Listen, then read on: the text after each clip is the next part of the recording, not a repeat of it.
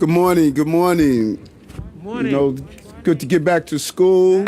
You know, on this chilly day. So we are going to be brief because I do not like the cold. Listen. We're really excited about the opening of our schools, and we want to be extremely clear. The safest place for our children is in a school building. And we are going to keep our schools open and ensure that our children are safe in a safe environment. If you look last year, 2020, you witnessed that the transmission rate was less than 1% inside a school. In a household, it was over 15%. But it was more than just COVID.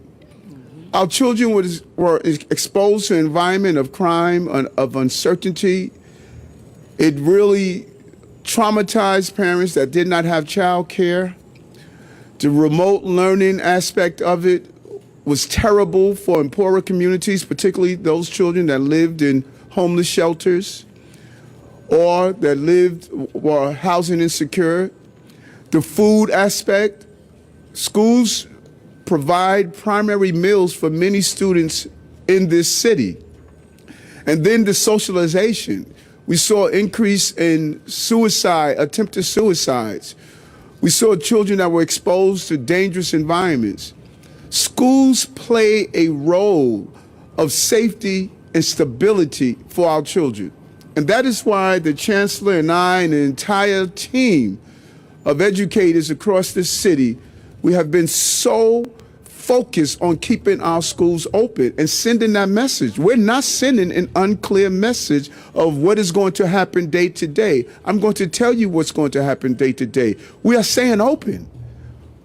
We're going to do everything that we have to do to keep our schools open. And I know there's questions about staffing. I know there's questions about testing. There's a lot of questions. But we're going to turn those question marks into an exclamation point. We're staying open. We're going to make sure our children are in safe spaces. And something happened over the last days from Wednesday on that did not show on the radar of New Yorkers. We took over 1.5 million test kits, mobilized our educators, Michael Mulgrew from the UFT, the Chancellor, his team, NYPD, other city agencies, and we placed test kits in every school in the Department of Education. So when the teachers and staff and principals returned, they had to test kits on the ground. Seamless coordination of how city agencies are supposed to come together to do what I say all the time, what my administration is going to be known for, GSD, get stuff done. We're going to get stuff done in this city to make sure we can focus and operate. So I want to thank this entire team here, the principal and their administrators. I want to thank my partners in government, Councilman Salamanca and the amazing borough president of the borough of the Bronx, Vanessa Gibson, and all the leadership team and school community that are here, they go beyond the call of duty to provide for our children. And we're here today to say to them, we have your backs to allow you to do your job in the rightful way. And I'm proud of my Chancellor and his focus and determination to create an environment where we will raise healthy children and educate them to the fullness of their ability to function and be productive citizens in our society. And so I'm going to take a step back, turn the microphone over to the Chancellor of the City of New York, David Banks. Chancellor. Thank you, Mr. Mayor. Good morning, good morning, good morning. Thank you, Mr. Mayor. It's certainly my pleasure to be here this morning on a first day back to school for the new semester and the beginning of a new day, I think, in New York for all of our young people. And I'm particularly happy to be here in the Bronx, and I feel like I'm back in my old stomping grounds. I was a principal for many years, just a few blocks from here. And so I know this area very well when I was the founding principal of the Bronx School for Law, Government, and Justice, as well as the Eagle Academy. And so I'm certainly Happy to be here. The mayor already mentioned some of the elected officials who are here, but I also wanted to acknowledge Assembly Member Jackson, Council Member Stevens as well. Thank you so much for being here. We appreciate you. Your beautiful son as well. Thank you. Really important. This school that we happen to be at, we're here for a particular reason, because these schools that we're sharing time with you this morning are very focused on not just excellence, but their ability to work together as schools is critically important. And so I just want to take a moment and acknowledge the principals who are here today and their staff. Principal Sorton and Principal Hoggard, where are you? Please wave so everybody can see you, because what you are doing here today is absolutely, there she is, Principal Sorton, superstar, and you need to know that. Her school is a blue ribbon school. It's one of the best schools in the city and around the country, and it's an example of what we want to lift up in this work. And we need everyone else around the city to understand the kind of work that you do and how others can learn from that. But for Principal Hoggard, we're here because as well, this is a District 75 school that you have, and the issues and the challenges. So we're here very intentionally because the mayor said, I want to be in a place where there's a District 75 population, because it's critically important that you know that we see you, we respect you, we're going to support you and give you all that you need in order to continue to be successful. So we want to thank you so much, Principal Hoggard, and your entire staff who's out here as well, freezing in the cold. Amazing. I'm so proud to stand here today, shoulder to shoulder, with not only Mayor Adams, but every single educator, school leader, social worker, guidance counselor, food service employee, custodian, and school safety agents who come to school every day to serve our children. And we want to thank them very, very much. We have worked night and day with our partners in City Hall, the Department of Health and Mental Hygiene, the Test and Trace Corps, and I want to do a special shout out to the NYPD because of the work that they did in working with the governor's office to ensure that we got all the test kits that we needed to ensure that all of our kids will be safe. So big shout out, everybody, please, for all of those mayoral agencies and the NYPD who worked so hard to make sure that all of our children would be safe here today. We want to thank them so much. Today, we're announcing a Department of Education COVID Command Center, where principals and district leadership can immediately address and escalate any issues they need help with, including ensuring that our buildings have the staff that they need to safely operate. This escalation protocol will support our school leaders across the city and help to keep our doors open. Our schools are safe by design. At every school, when someone walks into the building, they have to pass a health screening. That building has fully functioning ventilation, universal mask usage, and every adult is vaccinated. These measures make schools the safest environments for young people to be in, just as our mayor said. Safer than any other public place where these measures are not generally enforced. There is less COVID in our schools than in the community, and when a case does occur, it is not likely to be passed along. Today, we have 1.5 million rapid test kits on hand. When there is a case in school, we will test every close contact, isolate positive cases, and keep the rest of our young people safely learning. This is on top of the work that we've done improving ventilation, universal mask usage, and physical distancing. Finally, we cannot forget vaccination. All of our in-school staff are vaccinated, and we urge every parent with a child who is not yet vaccinated, please do it today. I know every parent takes the health of their child very seriously.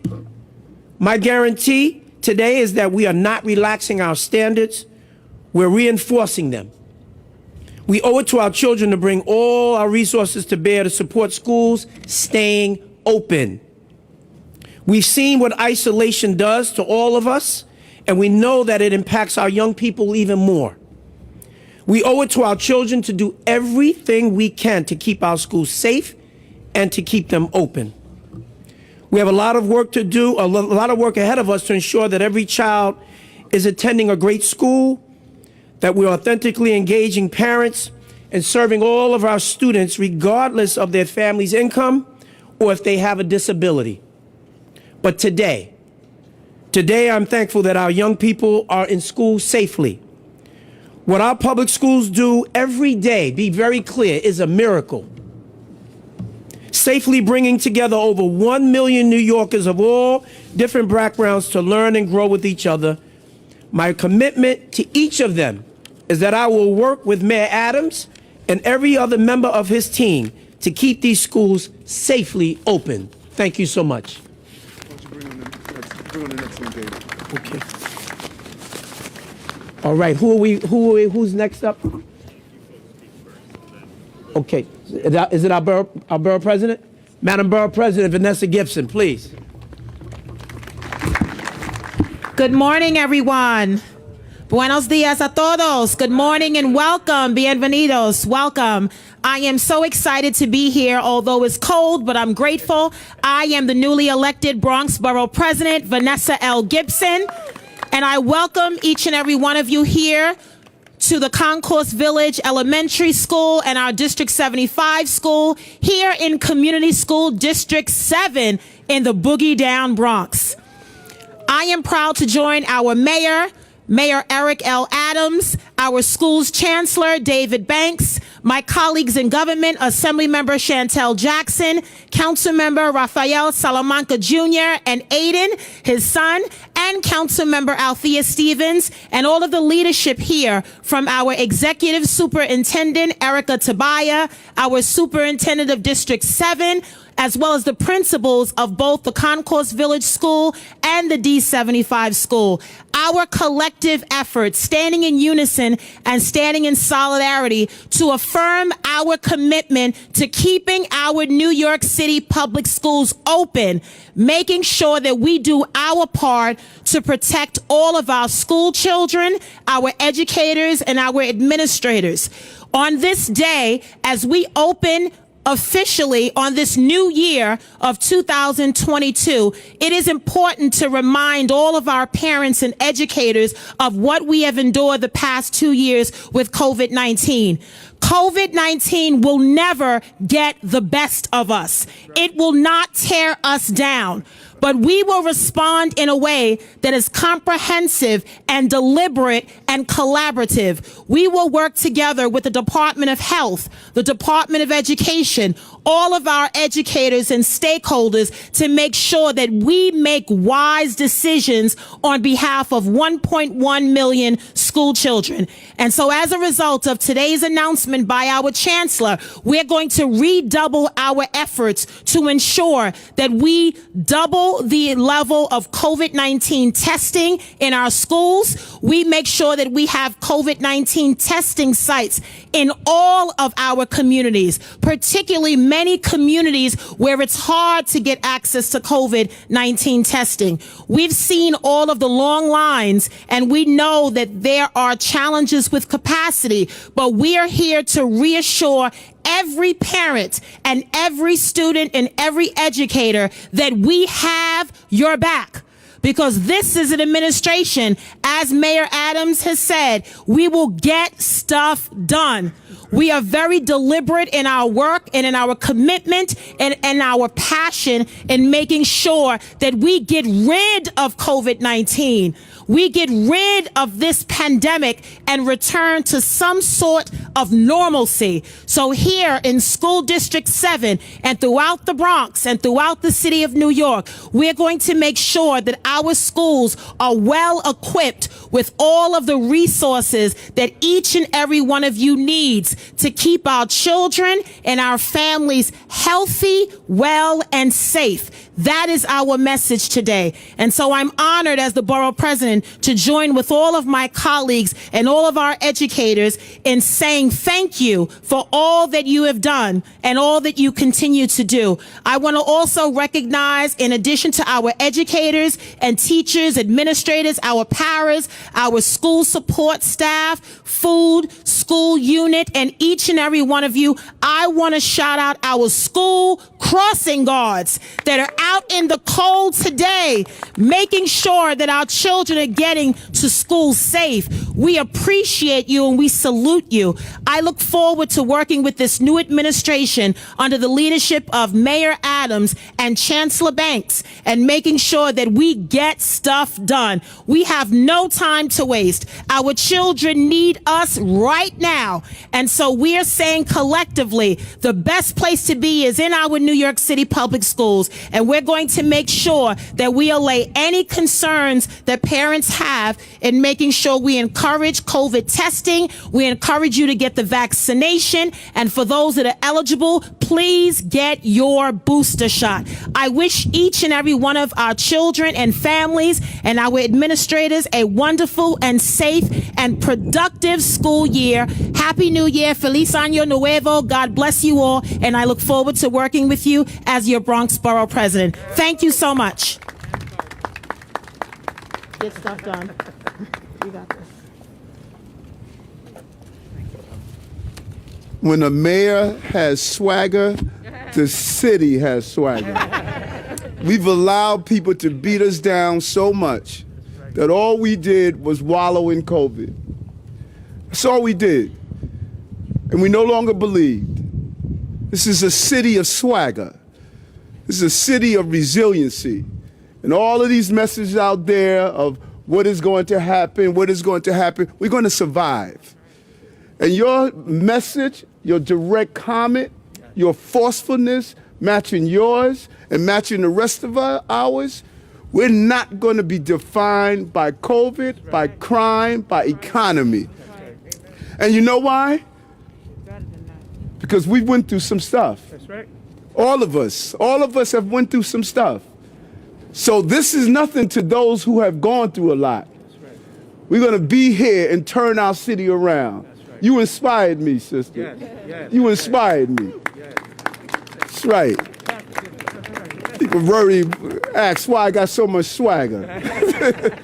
We need a mayor of swagger. We need a councilwoman with swagger. We need an assemblywoman with swagger. We need a borough president with swagger. We need a chancellor with swagger. We need a police commissioner with swagger. This is New York. It's a privilege to live in New York. And the leadership should have that swagger. That's what has been missing in this city. Boy, you inspired me. Clarity. So I know it's cold, but you're going to warm us up. Listen, I'm sorry to my assemblywomen and my councilwomen for missing you earlier, but I'm glad you joined us here, new leadership throughout the city. So we wanted to bring up First Councilman Rafael Salamanca. We're going to blow up that barge, right, brother? You know, we're going to blow up that jail in the Bronx. And then we're going to bring Assembly members Chantel Jackson and Councilwoman Stevens, and then we'll get inside, get out of the cold after we ask a few questions. All right. Buenos dias. Good morning, everyone. I'm Rafael Salamanca Jr. I'm the council member for the South Bronx here, and I'm accompanied by my son, Aiden. I just want to say to Mr. Mayor, I believe in you. I believe in your vision. That's why, I believed in you from the very beginning, and I've been with you then, and I'm still with you now, and I will continue to be with you now. I also believe in the vision that you have in terms of opening up schools, and what's most important is to know that there are 1.1 million tests out there for our students in public schools to get tested. Buenos días, me llamo Rafael Salamanca Jr., soy el concejal del sur de Bronx. Le quiero dar las gracias al alcalde Eric Adams por estar aquí con nosotros hoy, y un mensaje bien breve, que yo creo en el alcalde. Yo creo que el alcalde está haciendo lo que es correcto para nuestra comunidad. Estoy bien contento que hay 1.1 millones de exámenes para que los muchachos en nuestras escuelas públicas se pueden hacer la prueba del COVID-19. Y con eso, que Dios los bendiga. God bless you. Thank you, Mr. Mayor. Thank you. See, I respect y'all cold out here, so I'm going to make it brief. I'm Assemblymember Chantel Jackson. You are in the 79th Assembly District, so I represent this school and all the other schools here at the state level. New to government, but not new to what's happening here. I am a school social worker at heart. I have my LMSW, right? So I'm still a social worker. So when I speak to people, I'm coming from a mental health space. It is extremely important that we keep our kids in school because the social workers need to see them to know what's going on. They need that contact to be able to know how people are feeling, how they're dealing with the social, emotional. I dealt with a lot of grief counseling during the very first the beginning of COVID, and I know that our social workers are still dealing with those things. And it was extremely hard to do that via remote. So we need our kids to be in school. So I say thank you to our mayor, thank you to our chancellor for making sure that our schools are safe, that they're clean. We thank everyone that is inside the school that's keeping our kids there. Education is extremely important. Here in the South Bronx, we already know how much poverty we are living under, and we know that education is the way that we get out. So thank you all for being here. Thank you, Mr. Mayor. You have my support at the state level. Thank you to my city council members as well. You guys know we are great members together. My new borough president, we are going to do this work. We are going to come with the swag, and we're going to get it done. Yeah, come on.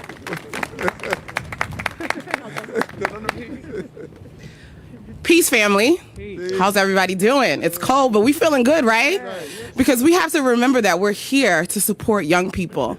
My name is Althea Stevens. I am the newbie on the block. I am the new elected council member for this district, replacing our lovely borough president, Vanessa Gibson.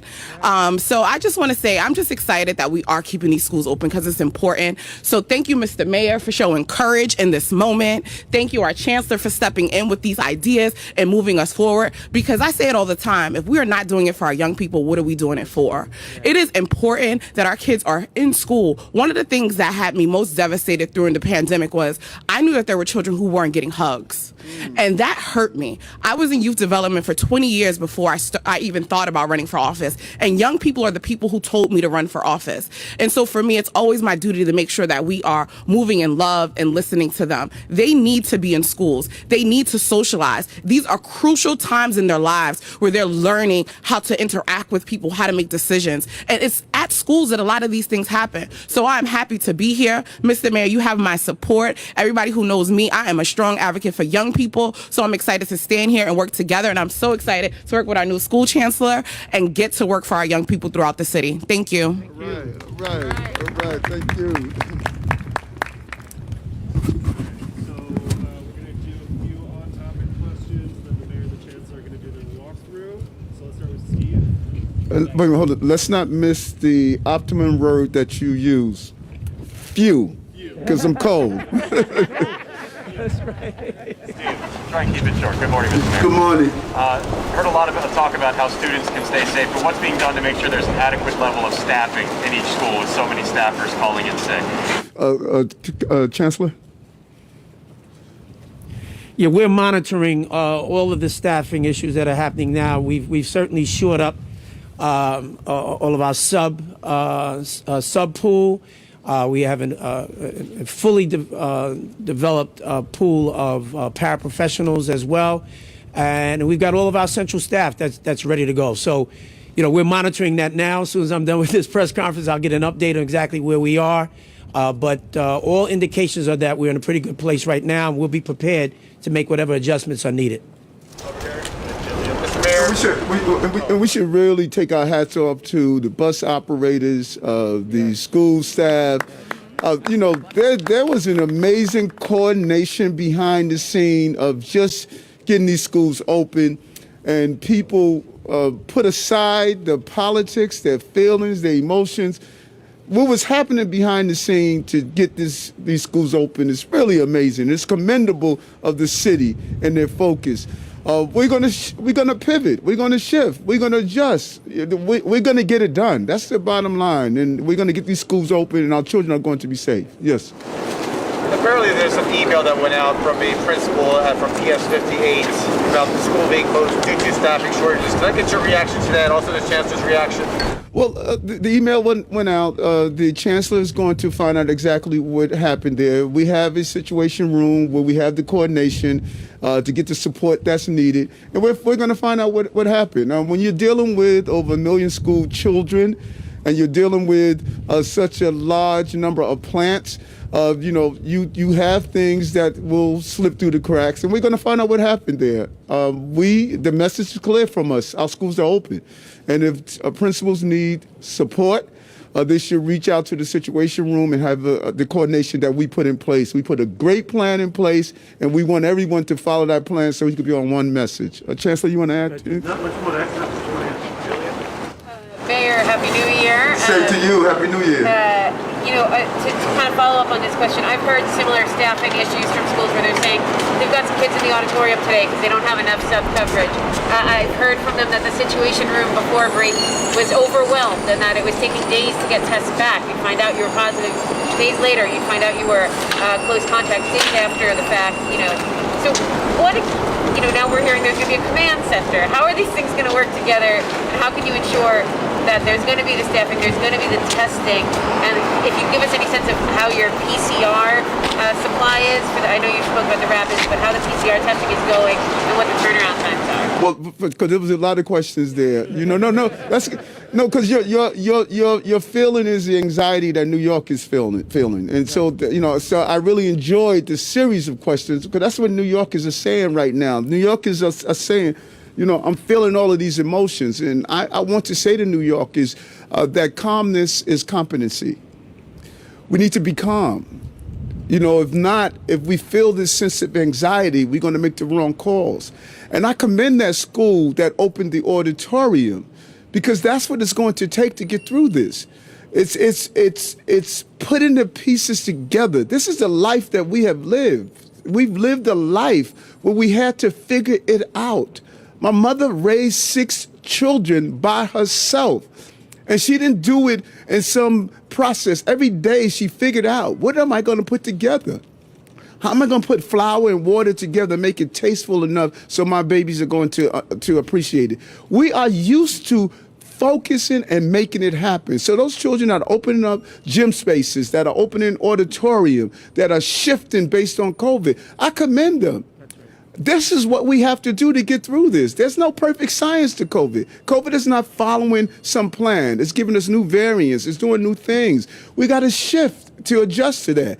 We're going to do that. And so what we did over the weekend of the teachers and Michael Mulgrew came to us last week and they stated that the situation room was a mess.